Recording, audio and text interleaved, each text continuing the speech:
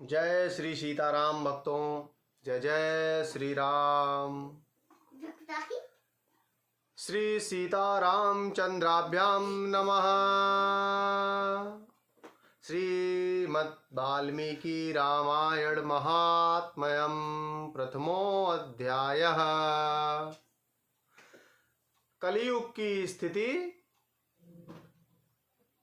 काल काल के मनुष्यों के उद्धार का उपाय, रामायण पाठ, उसकी महिमा, उसके श्रवण के लिए उत्तम काल आदि का वर्णन। सभी भक्तों, वाल्मीकि रामायण प्रथम अध्याय शुरू करने जा रहा हूँ। आप सभी श्रवण करिए। श्रीरामः शरणं समस्त जगतां, रामं विना का गति। रामेण प्रतिहन्यन्ते कलिमलं, रामाय कार्यं नमः। रामात् त्रयश्यति काल भीम भुजगो, रामस्य शर्वं वसे रामे भक्तिर्खण्डिता भवतु मे। रामः त्वमेव वाश्रयः। श्री रामचंद्र जी कहते हैं, समस्त संसार को शरण देने वाले हैं। श्री राम के बिना दूसरी कौन सी गति है। श्री राम कलियुग के समस्त दोषों को नष्ट कर देते हैं। अतः श्री रामचंद्र जी को नमस्कार करना चाहिए। श्री राम से काल रूपी भयंकर सर्प भी डरता है। जगत का सब कुछ भगवान श्री राम के वश में है। श्री राम में मेरी अखंड भक्ति बनी रहे।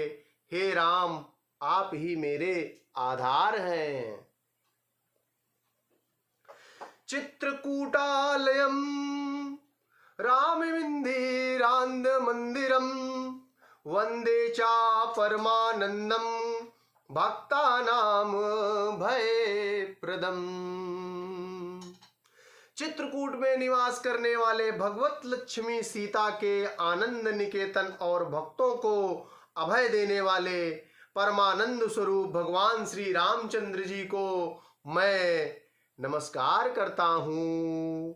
ब्रह्म विष्णु महेशाद्या यस्यांशा लोक साधका, नमामि देवं चिद्रूपं विशुद्धं परमं भजे। संपूर्ण जगत के अभीष्ट मनोरथों को सिद्ध करने वाले अथवा सृष्टि पालन एवं संसार के द्वारा जगत की व्यवहारिक सत्ता को सिद्ध करने वाले ब्रह्मा, विष्णु और महेश आदि देवता, जिनके अभिन्न अंश मात्र हैं, उन परम विशुद्ध सच्चिदानंदमय परमात्म देव श्री रामचंद्र जी को मैं नमस्कार करता हूँ तथा उन्हीं के भजन चिंतन में मन लगाता हूँ। ऋषयाहुचुः भगवन् सर्वमाख्यातं यत् पृष्ठं विदुषा त्वया, संसार पाशबद्धानां दुःखानिषु बहूनि च। ऋषियों ने कहा, भगवान आप विद्वान हैं, ज्ञानी हैं। हमसे जो कुछ पूछा था वह सब आपने हमें भली भांति बताया है। संसार बंधन में बंधे हुए जीवों के दुख बहुत हैं। एतत् संसार पाशस्य छेदकः कतमः स्मृतः, कलो वेदोक्त मार्गस्य नश्यन्तीति त्वयोदितः। इस संसार बंधन का उच्छेद करने वाला कौन है। आपने कहा है कि कलयुग में विदोक्त मार्ग नष्ट हो जाएंगे। अधर्म निरतानां च यातनाश्च प्रकीर्तिता, घोरे कलियुगे प्राप्ते वेद मार्ग बहिष्कृते, पाखंडत्वं प्रसिद्धं वै सर्वैश्च परिकीर्तितम्। अधर्म परायण पुरुषों को प्राप्त होने वाली यातनाओं का भी आपने वर्णन किया है। घोर कलयुग आने पर जब वेदोक्त मार्ग लुप्त हो जाएंगे, उस समय पाखंड फैल जाएगा। यह बात प्रसिद्ध है, प्रायः सभी लोगों ने ऐसी बात कही है। कामार्ता हरस्व देहाश्च लुब्धा अन्योक्त तत्पराः कलौ सर्वे भविष्यन्ति स्वल्पायु बहुपुत्रकाः। कलयुग के सभी लोग काम वेदना से पीड़ित, नाटे शरीर के और लोभी होंगे तथा धर्म और ईश्वर का आश्रय छोड़कर आपस में एक दूसरे पर ही निर्भर रहने वाले होंगे। प्रायः सब लोग थोड़ी आयु और अधिक संतान वाले होंगे। स्त्रियः स्वापोषण परा वैश्या चरणत्पराः पतिवाक्यमनादृत्य सदान्य गृहीतात्पराः दुःशीलेषु करिष्यन्ति पुरुषेषु सदा स्पृहाम्। उस युग की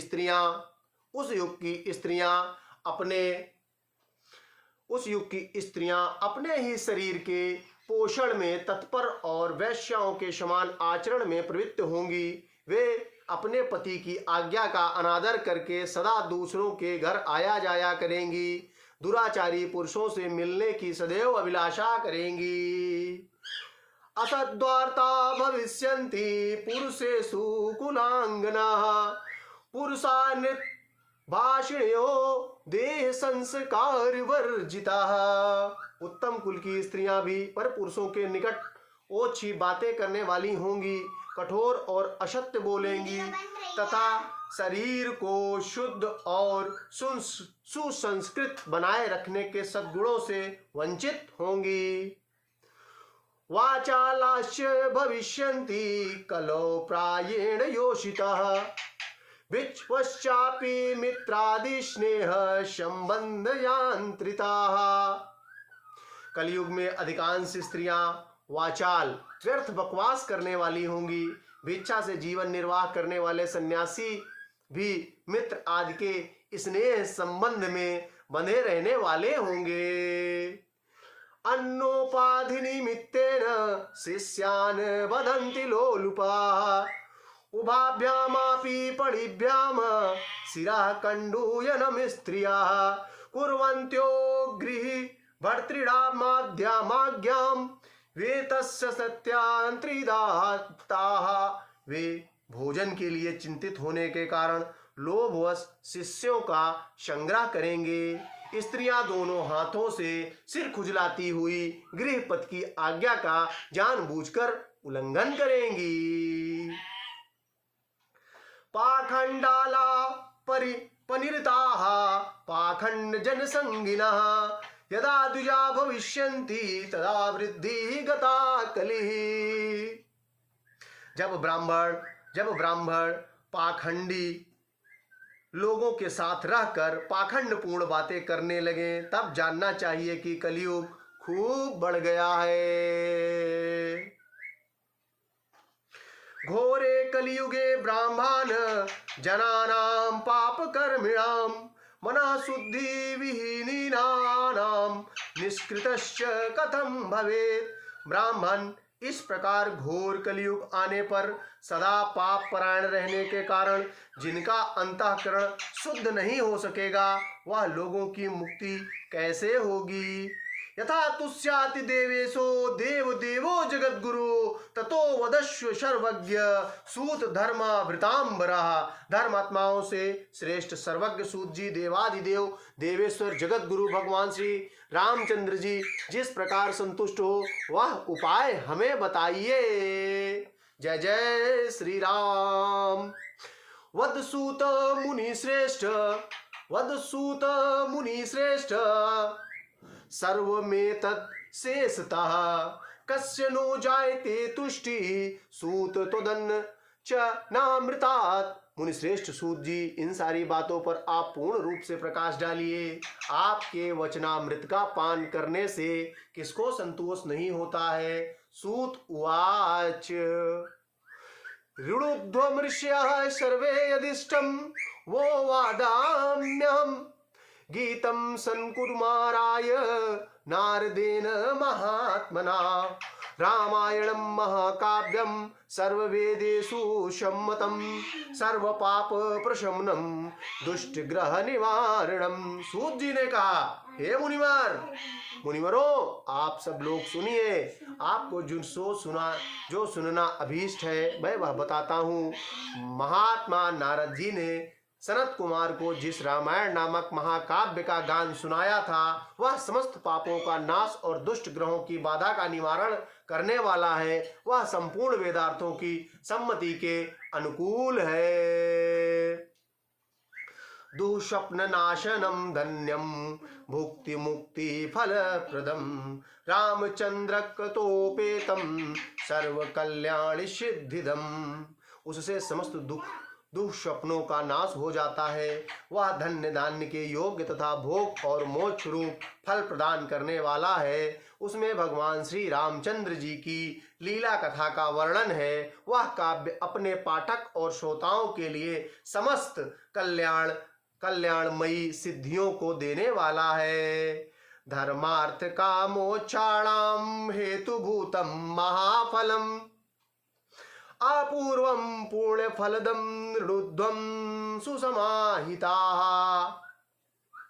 धर्म, अर्थ, काम, क्रोध और मोक्ष इन चारों पुरुषार्थों का साधक है, महान फल देने वाला है। यह अपूर्व काव्य पुण्यमय फल प्रदान करने की शक्ति रखता है। आप लोग एकाग्रचित होकर इसे श्रवण करें और श्री राजा रामचंद्र जी की कृपा प्राप्त करें। महापातक युक्तो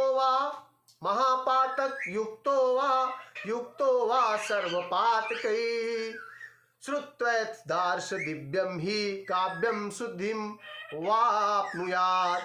रामायणेन वर्तन्ते सुतरां ये जगद्धिताः ता एव कृत्याश्च सर्वशास्त्रार्थको विदाः। महान पातकों अथवा संपूर्ण उपातकों से युक्त मनुष्य भी उस ऋषि प्रणीत दिव्य काव्य का श्रवण करने से शुद्धि अथवा सिद्धि प्राप्त कर लेता है। संपूर्ण जगत के हित साधन में लगे रहने वाले जो मनुष्य सदा रामायण के अनुसार बर्ताव करते हैं वे ही संपूर्ण शास्त्रों के मर्म को समझने वाले और कृतार्थ हैं। 23 श्लोक संपूर्ण हुआ। जय जय श्री राम।